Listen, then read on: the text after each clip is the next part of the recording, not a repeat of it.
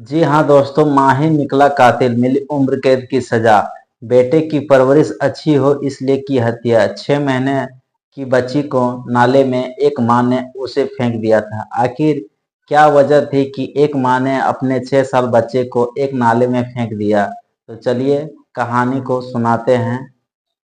यह घटना जबलपुर की 6 महीने की मासूम आरोही अचानक घर से लापता हो गई। घर वालों ने उसे ढूंढने की काफी कोशिश की लेकिन वो नहीं मिली।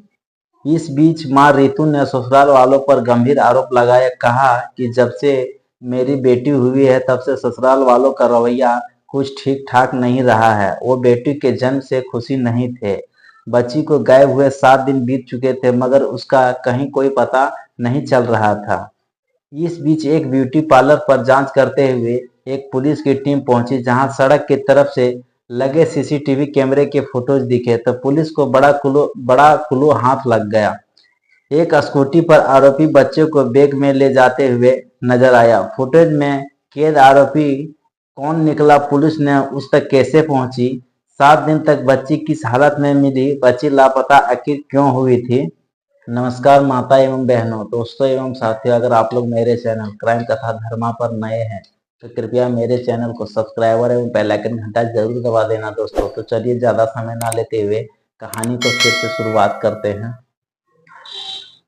जब जांच अधिकारी प्रफुल्ल श्रीवास्तव ने बताया कि उन्होंने 14 सितंबर 2014 को सुबह 10 बजे से दोपहर 1:30 बजे के बीच रोज ब्यूटी सैलून कटंगा टावर तिराहा जबलपुर में मैनेजर लेपचा सामने सीसीटीवी फोटो चलाकर देखे। इस दौरान 7 सितंबर 2014 की सुबह 8:08 से करीब 11 बजे के बीच फुटेज देखे गए। फुटेज में ब्यूटी पार्लर के सामने कटंगा तिराहे से गवारी घाट जाते हुए एक स्कूटी दिखाई दी। फुटेज में महिला का चेहरा साफ नजर नहीं आ रहा था। गाड़ी नंबर भी ठीक से दिखाई नहीं दे रहा था। पुलिस ने फुटेज बच्ची की परिजन को दिखाया। फुटेज देखकर परिजन चौंक गए क्योंकि फुटेज में स्कूटी पर नजर आ रही महिला की बच्ची की मां रितु जैसे ही दिखाई दे रही थी।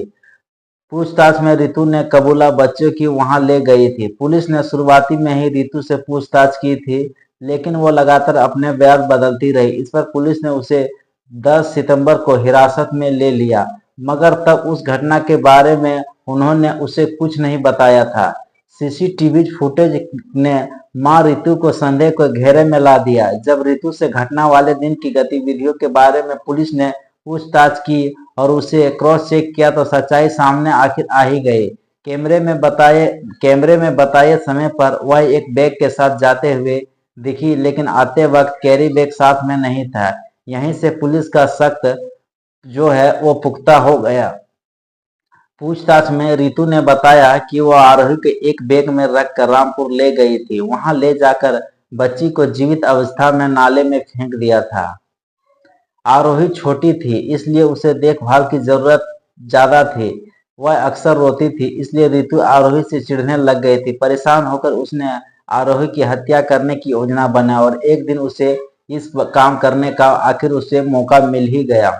रितु के बताए अनुसार घटना स्थल पर पहुंचकर पुलिस ने करीब 15 फीट के दायरे में सघन तलाशी अभियान चलाया। नाले में बच्ची के अवशेष, हड्डियां और कपड़े बरामद किए गए किंतु मां रितु के खिलाफ हत्या का मामला दर्ज किया गया। पता चला कि रितु एक अन्य बेटी की मौत के समय पहले दूध पीने के दौरान संदेहास्पद परिस्थितियों में हुई थी।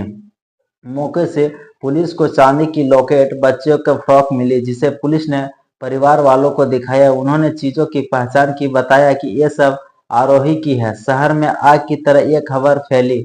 मां ने बच्चे को मारने के लिए जिंदा नाले में फेंक दिया। ये खबर हर तरफ, चारों तरफ, सोशल मीडिया, न्यूज वगैरह ये सब में फैल गया। पोस्टमार्टम करने वाले डॉक्टर अशोक ने बताया कि 17 सितंबर 2014 को एक बिना सील किए हुए प्लास्टर जार जिसमें आरोही की हड्डियां थी, उसने परीक्षण किया कि बालों को कुच्छा, निचले जबड़े को भाग, दांतों के गड्ढे में थे। इन्हें डीएनए परीक्षण के लिए सुरक्षित किया गया था। शेष बची हुई हड्डियों जो थे वो जार में संलग्नित की गई थी।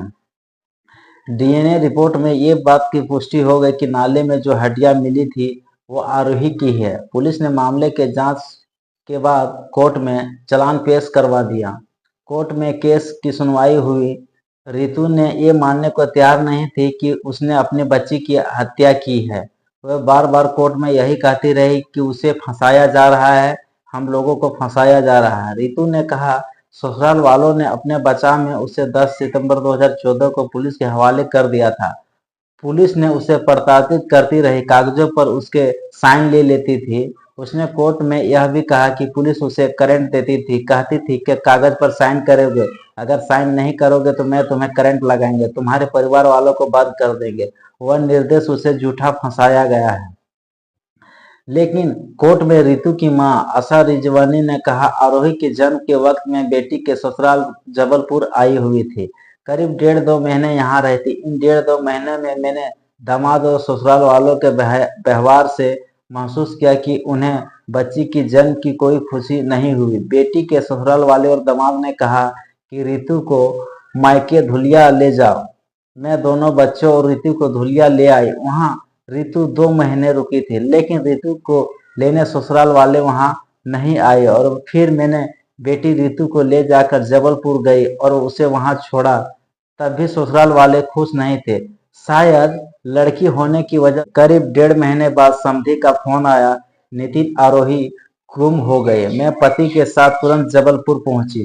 बेटी रितु को 10 सितंबर को पुलिस पकड़कर ले गई और थाने में बंद कर दिया। करीब 16 सितंबर को पता चला कि पुलिस ने आरोही की हत्या जुर्म में बेटी रितु को गिरफ्तार किया ने कहा मकसद आरोपी के दिमाग में रहता है। सुनवाई के दौरान कोर्ट ने कहा कि मकसद का सबूत उपलब्ध नहीं है। हत्या के मामले में मकसद का अभाव आरोपी के अपराध से जोड़ने वाली परिस्थितियों को कड़ी को नहीं तोड़ता है, न ही यह अभियोजना पक्ष के मामले के खिलाफ है।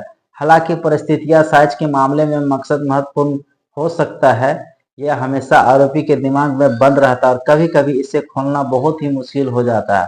अपराध का मकसद पता लगाने में विफलता इसका अस्तित्व न होने का संकेत नहीं देती है। अपने फैसले में कोर्ट ने कहा है कि ठीक है, आरोपी ने एक अवैध बालिका का बिना पर्याप्त कारण की हत्या की है। मां होने के नाते यह सामाजिक अपराध है, परंतु यह कृत्य विरल से विरलतम प्रकृति का नहीं है। सिद्धियम अपराध न्यूनतम दंड के प्रावधान है। इन परिस्थितियों में आरोपी को न्यूनतम दंड से दंडित किया जाना उचित प्रतीत होता है। आरोपी ऋतु अहूजा को फिर कोर्ट ने उम्र कैद की सजा। तो ये पूरे कहानी को सुनाने का उद्देश्य किसी को परेशान करना या किसी को हैरान करना नहीं है, बल्कि आप लोगों को जागरूक करना है, सचेत करना है। तो मिलते हैं एक नए वीडियो में एक नई स्टोरी के साथ। तब तक के लिए जय भारत, जय हिंद। Thanks for watching.